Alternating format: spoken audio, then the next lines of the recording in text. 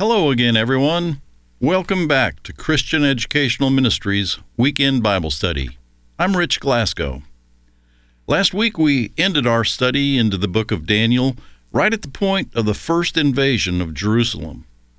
And prior to this first invasion in circa 604 BC, we covered the last 100 years or so of Judah's kings so we could get an idea of just what was going on in Judah. I think we needed to see how and why they became so depraved and so disobedient to God. They were so spiritually and morally bankrupt that the only way they could be saved was for God to nearly destroy them and then have them taken captive by the newly formed Babylonian Empire. So, at the time of this first invasion, Josiah's son, Jehoiakim, was king, and he'd been king for 3 or 4 years. Now let's read 2 Kings 24, verse 1. During Jehoiakim's reign, Nebuchadnezzar, king of Babylon, invaded the land, and Jehoiakim became his vassal for 3 years. But then he turned against Nebuchadnezzar and rebelled. Okay, it was in the end of Jehoiakim's 3rd year that this first invasion took place, and maybe it was the beginning of his 4th year. Daniel 1, verse 1 says it was in the 3rd year, and Jeremiah 25, verse 1 indicates it was in the 4th year. And then he became Nebuchadnezzar's vassal for 3 years, during his 5th, 6th, and 7th year. So when Nebuchadnezzar invaded Jerusalem, Jehoiakim was apprehended, but he wasn't killed, and he wasn't taken captive. He obviously negotiated a peace agreement of some sort that enabled him to remain king. He was able to stay in Jerusalem, but he was subservient to Nebuchadnezzar, and he was forced to pay tribute if he wanted to stay there and live. So that's what he did. He was still king, but really a name only. He was a vassal, a mere subject of a much more powerful king. And for a once independent king who was used to calling the shots and answering to nobody, this came to be an untenable situation. Part of the so-called peace agreement was to allow Nebuchadnezzar to take the gold vessels and accoutrements that were in the temple, and Jehoiakim had to allow Nebuchadnezzar to take some of the nobility, the most skilled and gifted youths that Judah had to offer. And of course, Daniel, Hananiah, Mishael, and Azariah were among these nobles in this first wave of captives. So after 3 years of being a humiliated subject of Nebuchadnezzar, Jehoiakim had enough, and he rebelled. So let's pick up in verse 2 of 2 Kings 24. The Lord sent Babylon, Aramaean, who are also known as the Syrians, Moabite and Ammonite raiders against him to destroy Judah, in accordance with the word of the Lord proclaimed by his servants the prophets. This happened in Jehoiakim's 11th and last year as king. According to the Gill commentary, Nebuchadnezzar had been sidetracked by the siege of Tyre, and so it took a couple of years for him to retaliate against Jehoiakim's rebellion. Nebuchadnezzar didn't go up to Jerusalem himself in this second invasion, but rather he sent some of the Chaldean armies, along with the armies that belonged to Judah's neighboring countries, like the Syrians and the Moabites and the Ammonites. They were vassal nations just like Judah, and they were Babylonian subjects who owed their allegiance to Babylon, so they went up to fight against Judah on behalf of Nebuchadnezzar. They also hated the Jews, and they were more than happy to participate in the destruction of Judah. These armies ravaged Jerusalem and the surrounding countryside. They pillaged and looted and took 3,023 prisoners back to Babylon, and this was the second Babylonian invasion. Notice that the Moabites and the Ammonites took part in the destruction of Jerusalem. And you remember who they are. They're the sons of Lot, blood relatives of the Jews. And they took great pleasure in Judah's destruction, and God wasn't at all pleased with their mindset. Ezekiel addresses this situation over in Ezekiel 25, beginning in verse 3. This is interesting. Say to them, "Hear the word of the sovereign Lord. This is what the sovereign Lord says. Because you said, 'Aha!' over my sanctuary when it was desecrated, and over the land of Israel when it was laid waste, and over the people of Judah when they went into exile. Therefore, I'm going to give you to the people of the east as a possession. They will set up their camps and pitch their tents among you. They will eat your fruit and drink your milk. I will turn Rabbah into a pasture for camels, and Ammon into a resting place for sheep. Then you will know that I am the Lord." Verse 6, "For this is what the sovereign Lord says, because you have clapped your hands and stamped your feet, rejoicing with all the malice of your heart against the land of Israel." These people were dancing in the streets because of what was happening to the people of Jerusalem. Do you remember when there was dancing in the streets in some Muslim countries on 9/11, when the World Trade Towers came down? And do you remember celebrations in the streets of Gaza whenever suicide bombers have struck innocents in Israel? God takes notice of these things. Warfare is one thing, but when people deliriously dance in the streets when innocents are mercilessly killed, that's quite another thing, and God abhors the death of innocents. Verse 7, "Therefore I will stretch out my hand against you and give you as plunder to the nations. I will wipe you out from among the nations and exterminate you from the countries. I will destroy you, and you will know that I am Lord." Verse 8, "This is what the sovereign Lord says, because Moab and Seir said, 'Look, Judah has become like all the other nations.' Therefore I will expose the flank of Moab, beginning at its frontier towns, Beth Jesimoth, Baal Meon, and Kiriathaim, the glory of that land." Verse 10, "I will give Moab along with the Ammonites to the people of the east as a possession, so that the Ammonites will not be remembered among the nations. And I will inflict punishment on Moab, then they will know that I am the Lord." Not only were Moab and Ammon going to get their comeuppance for their appalling behavior, but Edom, who were the descendants of Esau, Jacob's very own brother, they too were guilty of schadenfreude. You know, schadenfreude. That's when you take great pleasure in someone else's misery, and God doesn't like that. Listen to what God said about them.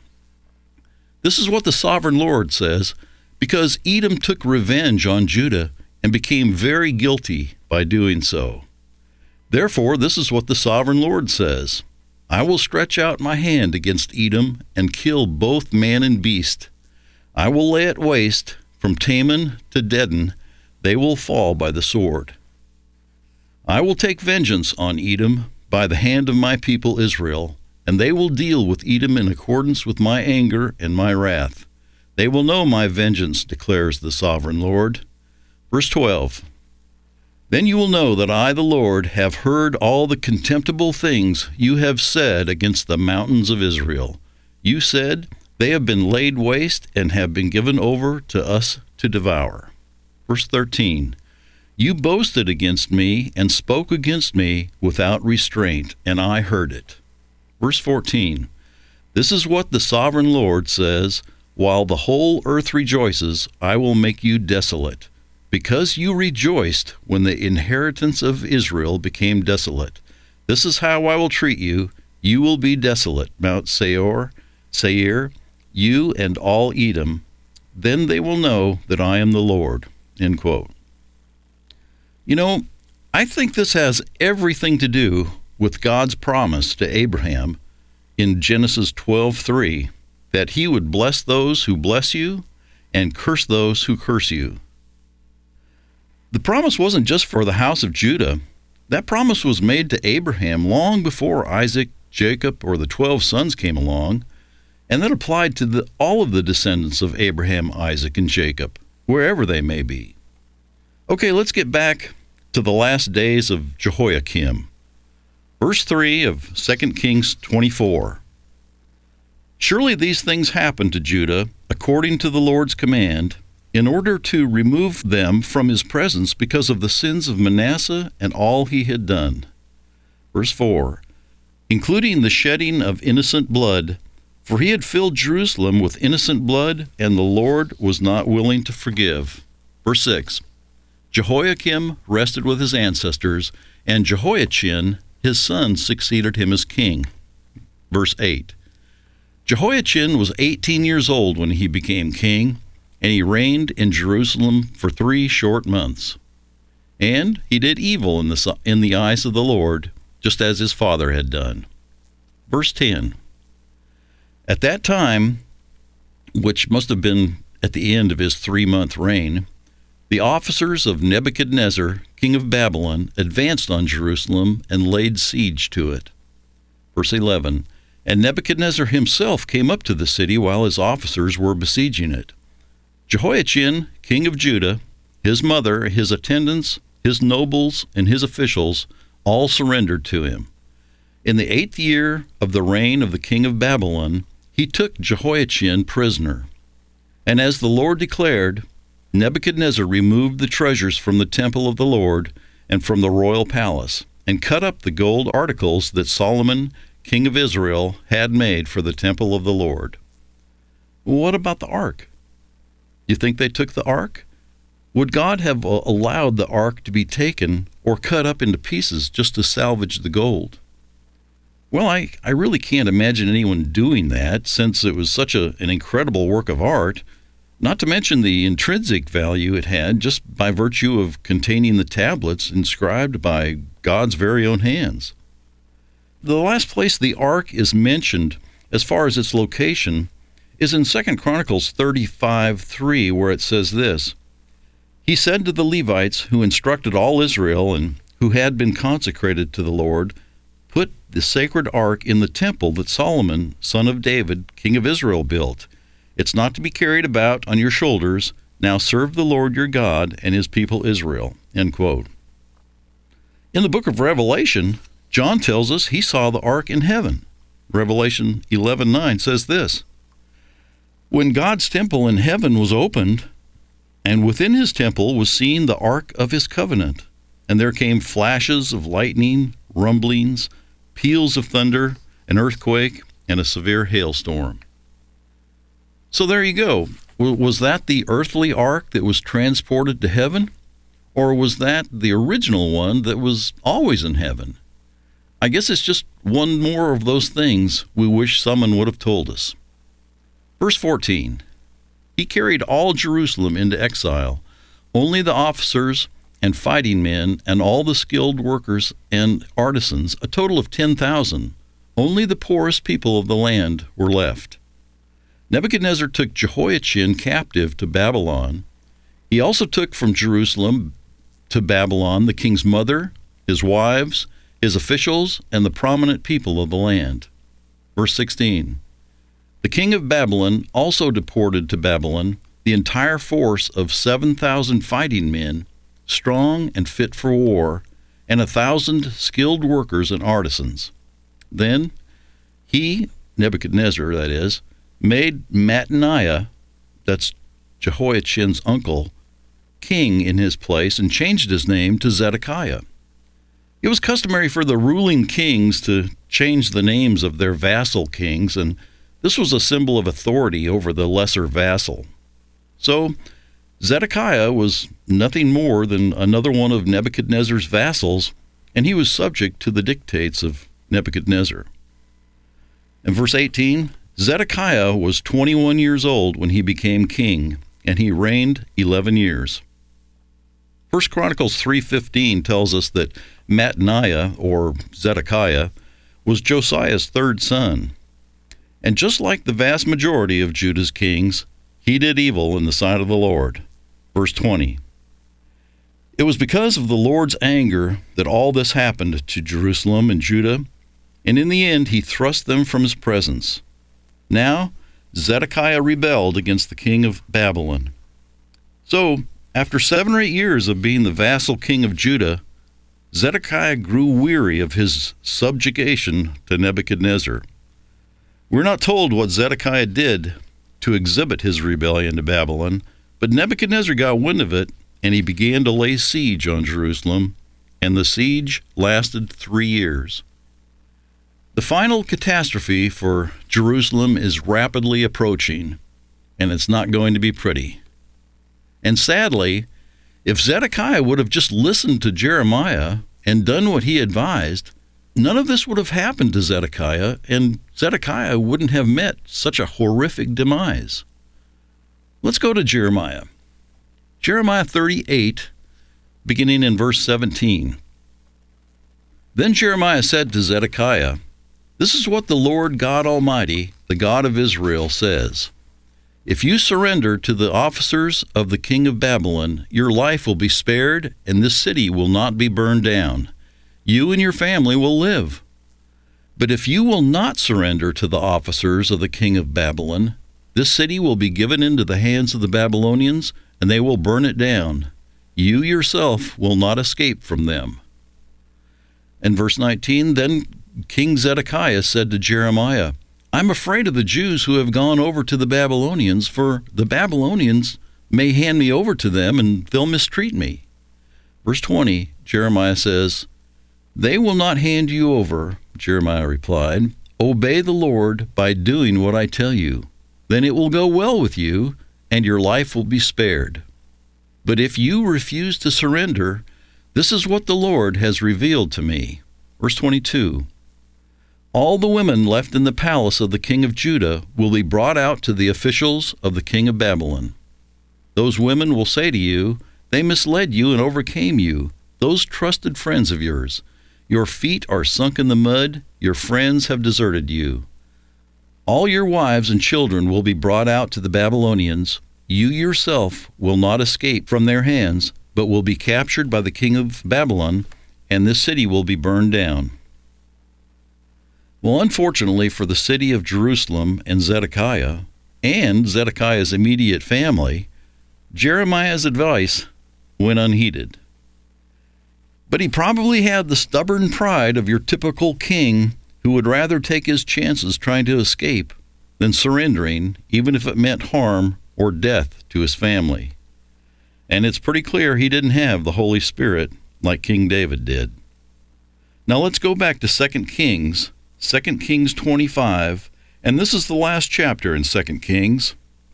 And this might be a good place to take a short break. So let's do that.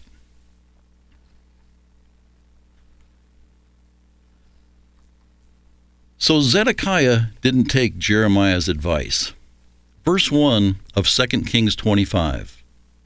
"So in the 9th year of Zedekiah's reign, on the 10th day of the 10th month, Nebuchadnezzar, king of Babylon, marched against Jerusalem with his whole army. He encamped outside the city and built siege works all around it. The city was kept under siege until the 11th year of King Zedekiah. And that means no food or supplies are coming into the city."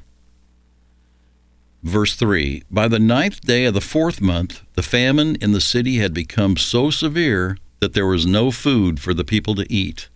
Verse 4, "Then the city wall was broken through, and the whole army fled at night through the gate between the two walls near the king's garden. Though the Babylonians were surrounding the city, they fled toward the Arabah." This is talking about Zedekiah and a portion of his army who fled the city. "And the Babylonian army pursued the king and overtook him in the plains of Jericho. All his soldiers were separated from him and scattered." Verse 6, "And he was captured. He was taken to the king of Babylon at Riblah, where sentence was pronounced on him. They killed the sons of Zedekiah before his eyes. And then they put out his eyes, bound him with bronze shackles, and took him to Babylon." Hard to imagine such a horrible thing like that happening. In verse 8, "On the 7th day of the 5th month, in the 19th year of Nebuchadnezzar, king of Babylon, Nebuzaradan, commander of the imperial guard, an official of the king of Babylon, came to Jerusalem. He set fire to the temple of the Lord, the royal palace, and all the houses of Jerusalem. Every important building he burned down." Verse 10, "The whole Babylonian army under the commander of the imperial guard broke down the walls around Jerusalem. Nebuzaradan, the commander of the guard, carried into exile the people who remained in the city, along with the rest of the populace and those who had deserted to the king of Babylon. But the commander left behind some of the poorest people of the land to work the vineyards and the fields.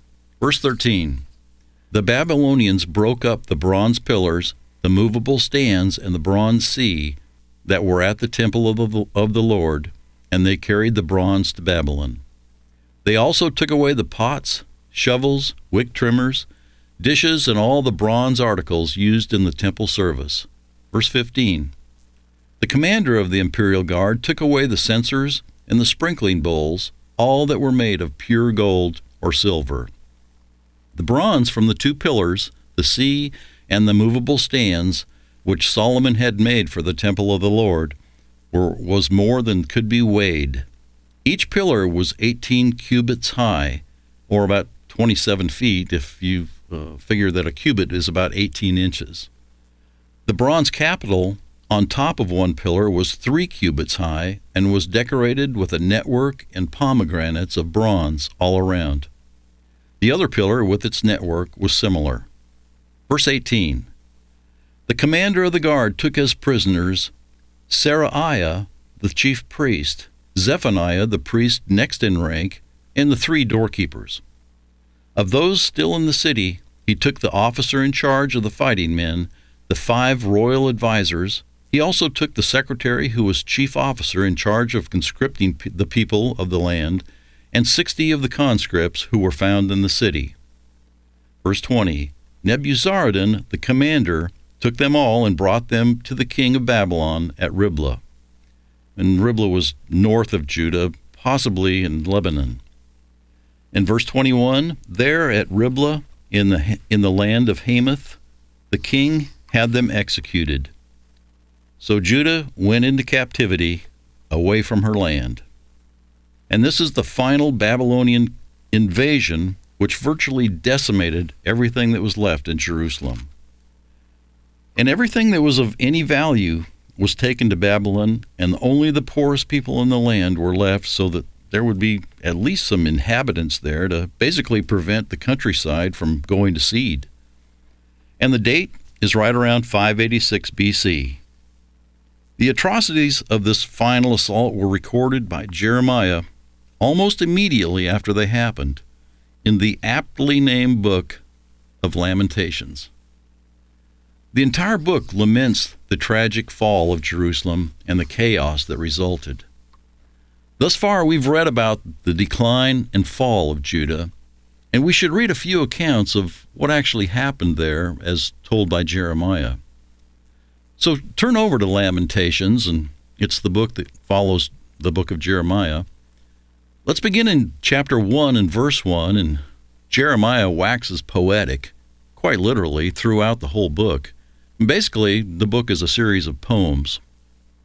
Verse 1, how deserted lies the city, once so full of people.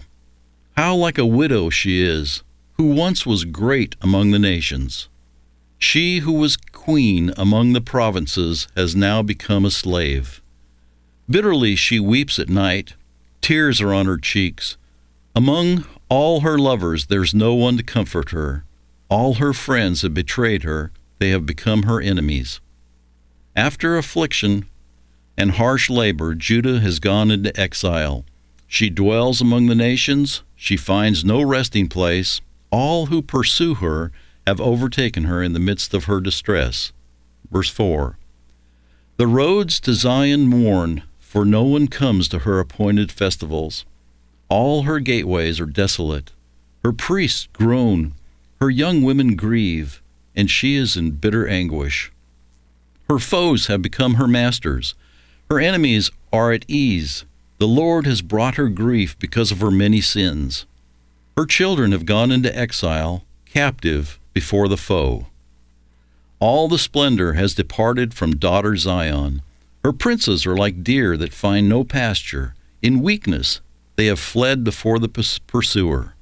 Verse 7, in the days of her affliction and wandering, Jerusalem remembers all the treasures that were hers in days of old. When the people fell into enemy hands, there was no one to help her. Her enemies looked at her and laughed at her destruction.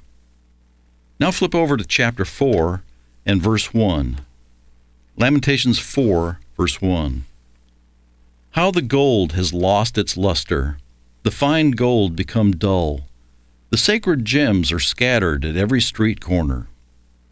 Now, according to at least one commentary, verse 1 has some duality in it. The gold and the gems could be referring to the people who God thought of as being like gold and precious gems. Now they're spiritually tarnished and their bodies are scattered on the streets. And any physical gold that may have been left had been tarnished by the smoke and fire rampaging throughout the city. Verse 2, how the precious children of Zion, once worth their weight in gold, are now considered pots of clay, the work of a potter's hands. Verse 3, even jackals offer their breasts to nurse their young, but my people have become heartless, like ostriches in the desert. Because of thirst, the infant's tongue sticks to the roof of its mouth. The children beg for bread, but no one gives it to them. Verse 5, those who once ate delicacies are destitute in the streets. Those brought up in the royal purple now lie on ash heaps. Verse 6, the punishment of my people is greater than that of Sodom, which was overthrown in a moment without a hand turned to help her. Their princes were brighter than snow and whiter than milk, their bodies more ruddy than rubies, their appearance like lapis lazuli. I've never heard of that before, but lapis lazuli is apparently a beautiful deep blue mineral. And the symbolism here is likely a description of the nobles or the priests before their moral decline. Verse 8, but now they are blacker than soot. They are not recognized in the street. Their skin has shriveled on their bones, and it has become dry as a stick. Those killed by the sword are better off than those who die of famine. Racked with hunger, they waste away for lack of food from the field. Verse 10, with their own hands, compassionate women have cooked their own children, who became their food when my people were destroyed. The Lord has given full vent to his wrath. He has poured out his fierce anger. He kindled a fire in Zion that consumed her foundations. The kings of the earth did not believe, nor did any of the peoples of the world, that enemies and foes could enter the gates of Jerusalem. But it happened because of the sins of her prophets and the iniquities of her priests, who shed within her the blood of the righteous. The Babylonian captivity was an indescribably monumental calamity, and all of Israel, before they even split, were continually warned by God what would happen if they failed to obey him. The books of the law and the major and minor prophets are virtually preoccupied with warnings and illustrations of what would befall them if they turned away from God. When we read these warnings throughout the Bible, and we read about all these things that led up to the captivity, we need to consider that so much of prophecy is dual and can very, very well be applicable to us here and now. Notice what Paul said in 1 Corinthians. 1 Corinthians 10:1. For I do not want you to be ignorant of the fact, brothers and sisters, that our ancestors were all under the cloud, and that they all passed through the sea. They were all baptized into Moses in the cloud and in the sea, and they all ate the same spiritual food, and drank the same spiritual drink. For they drank from the spiritual rock that accompanied them, and that rock was Christ. Nevertheless, God was not pleased with most of them. Their bodies were scattered in the wilderness. Now verse 6. Now these things occurred as examples to keep us from setting our hearts on evil things as they did. So we looked at some of the kings of Judah, and we saw their ups and downs. From the time of King Saul, which was about 1050 BC, to the end of King Zedekiah's reign, which was 586 BC, That was about 464 years, and Judah had 23 kings.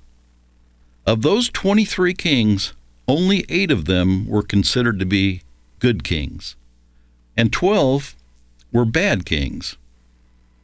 Aside from the good and the bad kings, Saul was mostly bad, Solomon was mostly good, and Amaziah was mostly good. On the other hand, the house of Israel, the northern 10 tribes, who were taken captive in about 722 BC, they had 20 kings, and all of them were bad, with the exception of 2, and they were considered to be mostly bad.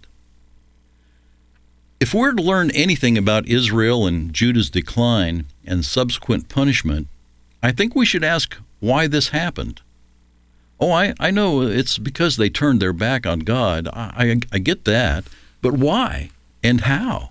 And why did it come to this? Just this week, I heard an excellent broadcast by Dr. Ravi Zacharias. Maybe you're familiar with him. He's a renowned Christian apologist and very interesting and intellectual speaker.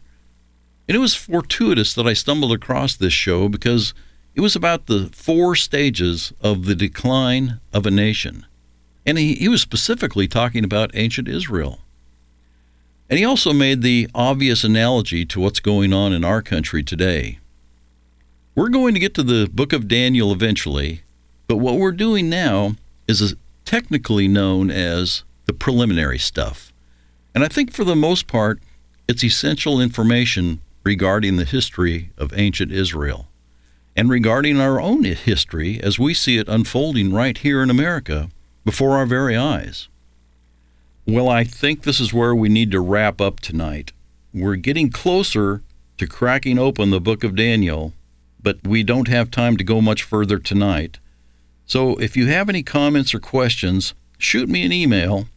My address is richg@borntowin.net. And if you do write, be sure and let us know where you are. Thanks. Hope to see you next week.